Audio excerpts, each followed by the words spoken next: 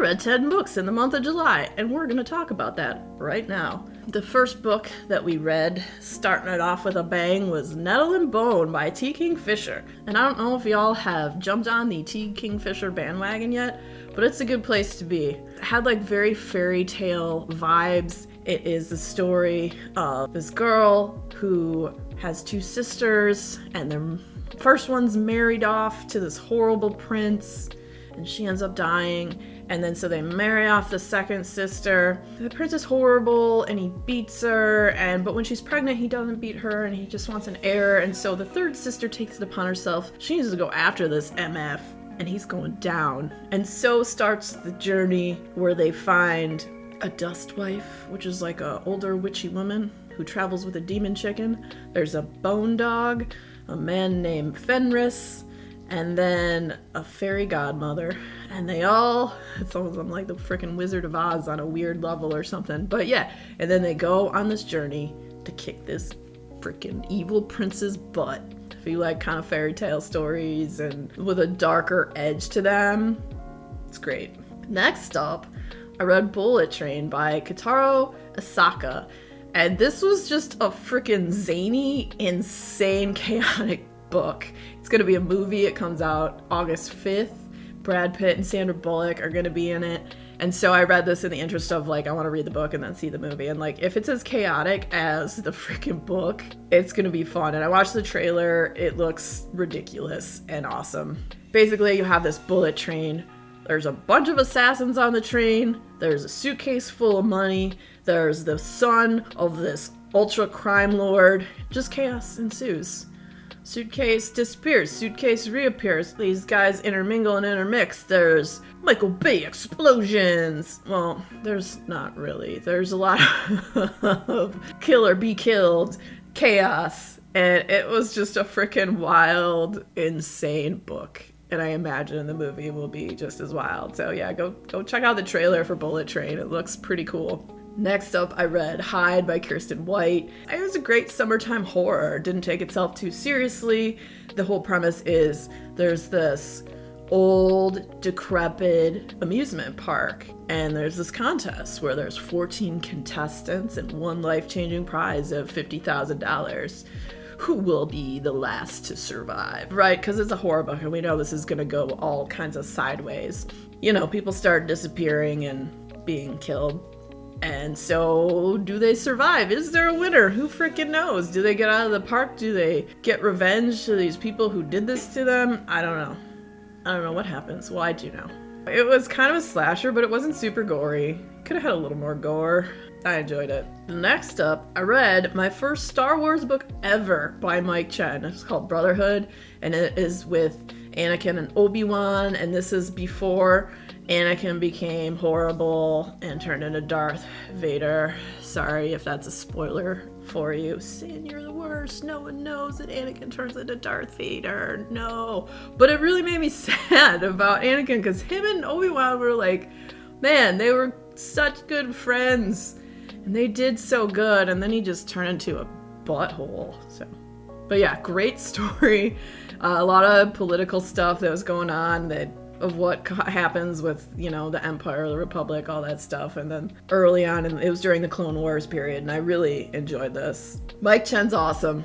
This is only the second book I've read by him. I've also read Light Years from Home, which is a UFO abduction story. That's also awesome. If you like Mike Chen or haven't read either of these books, maybe you want to check them out. They're pretty freaking good. Then next up, we read Tomorrow and Tomorrow and Tomorrow by Gabrielle Zevin. I thought this was just going to be a story about some friends who were making video games. But it was so much more. It had a heart and a soul.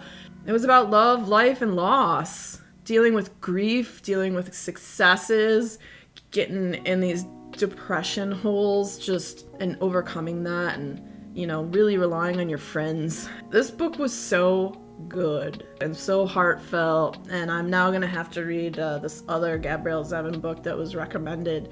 I wrote it down. I don't remember what it's called right now.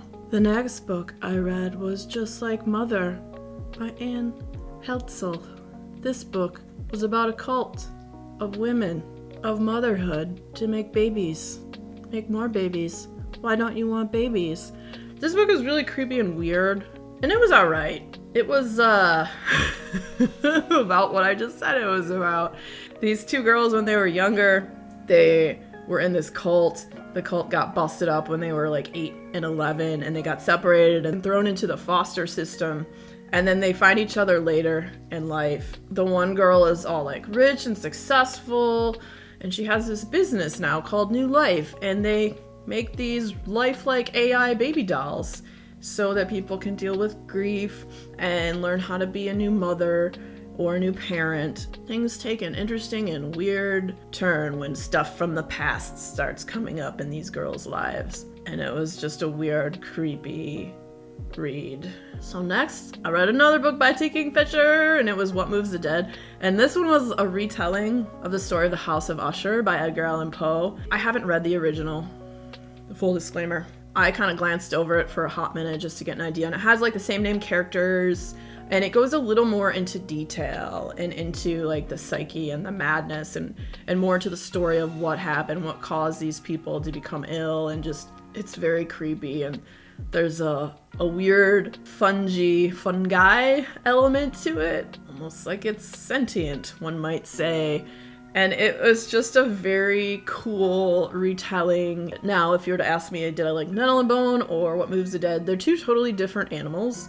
I think I like Nettle and Bone better, but I did really like What Moves the Dead as well. Okay, then after that, I read Spear by Nicola Griffith. And this is a Arthurian tale of, like, you know, Knights of the Round Table, Merlin the Magician. The names were slightly different, and I'm not sure they were taken from, I don't know, there's different ways people tell the story, you know, it's like Norse and Celtic and this, that, and the other. So the names were like kind of similar to those characters, and it was in that vein. It's a story about finding your place, and it's a story of magic and mystery. The way it was told was just so enchanting. If you like Arthurian type stories or tales, this book was absolutely phenomenal. Next up, I read an indie book from Tenebrous Press called Lure by Tim McGregor. Holy bananas! This book was awesome. It is a splasher horror. That's right, I said splasher. It's a splasher because the mermaid, and there was a lot of gore and blood. So this new god, after this crazy storm, floats into the bay. And this old, like this village, it's surrounded. They don't really have like access to outside. They don't see other people. There's mountains behind them, sea in front. So business in front, party in the back. No, that doesn't work. They're not a mullet. Anyway, so this mermaid or lure maid floats into the bay. The guys are all like, let's kill it. And the women are just like fascinated and entranced and enthralled. As you can imagine, the mermaid does not take well to the let's kill it group of men, because, you know, who would? Why ask questions and learn about this amazing creature? No, let's go kill it. And then chaos ensues and the splasher begins. It was so freaking good, and it's short and sweet. If you have a couple hours, you can read it. It could be a great beach read. Then go look for mermaids. I don't know. I loved it. Tim McGregor, Lure, it's awesome. Check it out. And then I read The Well of Ascension by Brandon Sanderson, the second book in the Mistborn trilogy. And this book threw me on the deep end of the pool. And then I couldn't stop reading it. I literally put off like 5 things I was supposed to do when I started reading it because it was so good and it captured my interest and I had to know what was going to happen next. You may have seen my video about Is the Hype Real with Brandon Sanderson's first book of the Mistborn, and it was.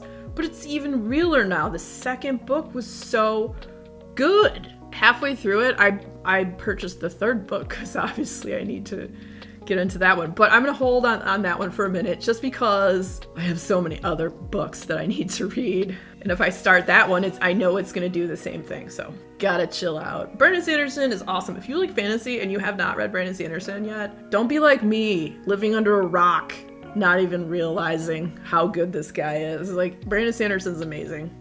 This book was 5 stars.